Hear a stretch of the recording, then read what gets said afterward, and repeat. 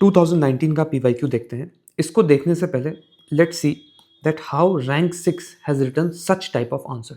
देखो जी, इनका क्वेश्चन देखते हैं क्या है।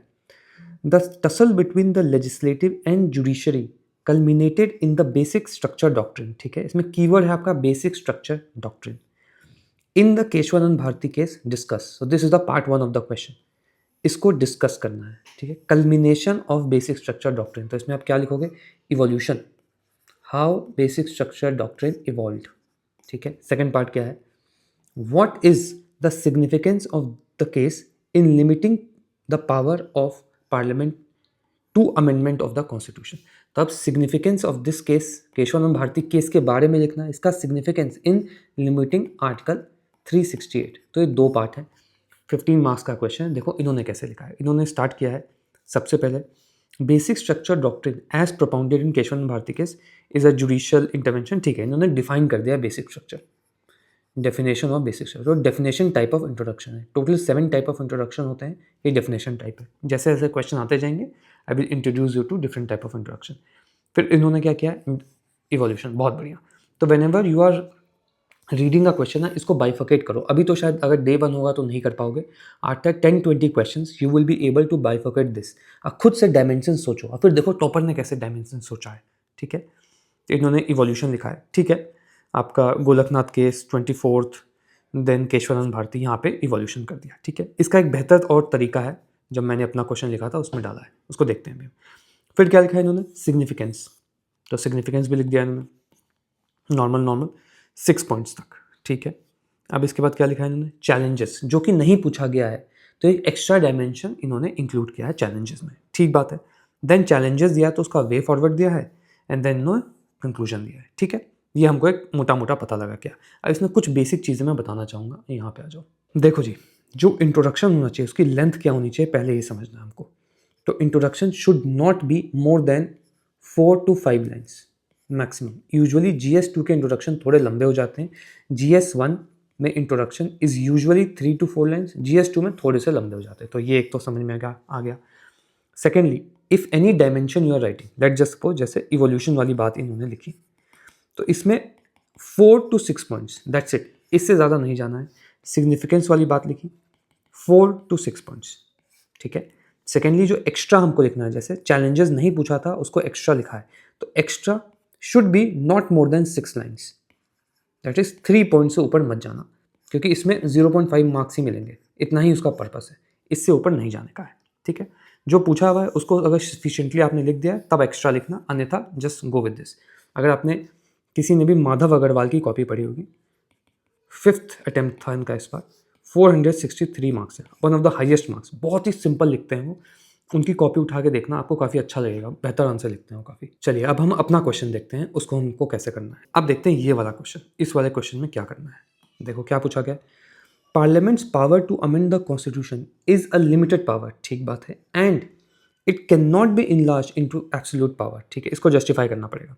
ठीक है, in the light of this statement, explain whether Parliament under Article 368 of the Constitution can destroy the basic structure of the Constitution, by expanding its constitutional power। देखो क्या है, इसमें पूछा गया है कि क्या parliament basic structure of the constitution को डिस्ट्रॉय कर सकता है कि नहीं, तो आंसर इज नो।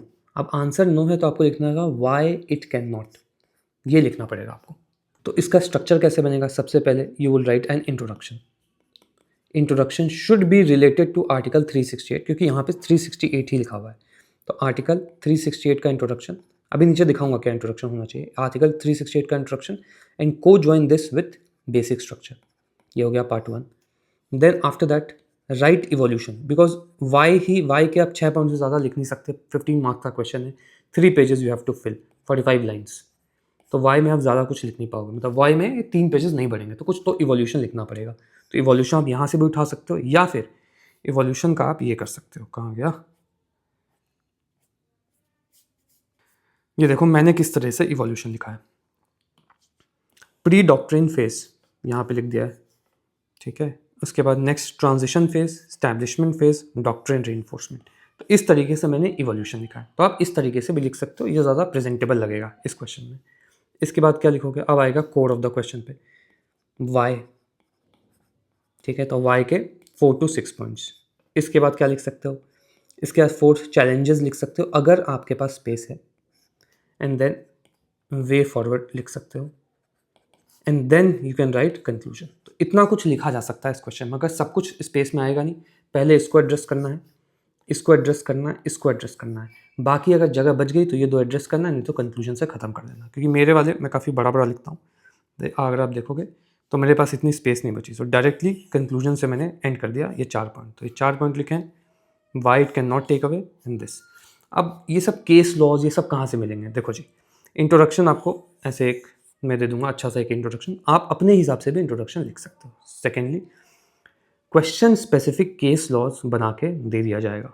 तो ये है केस लॉज, देख रहा हूँ सारे case laws, year, significance, article impacted and doctrine invoke. ये डॉक्ट्रिन इन्वोक्ड यही मेरा पॉइंट बन गया था, तो यहाँ से ये आया है बाहर। अगर आप ध्यान से देखोगे तो देखो वाई, तो मैंने लिखा है यहाँ पे जुडिशियल रिव्यू और केस लिख दिया है। तो केस मुझे पता था तो मैं यहाँ पे ये लिख पाया, इस पॉइंट को, पॉइंट लिखा, केस लिखा, एक्सपेंड कर दिया, ठीक है। तो यहाँ आ जाओ, ये सारे डॉक्ट्रिन इन्वोक्ड है, केसेस है।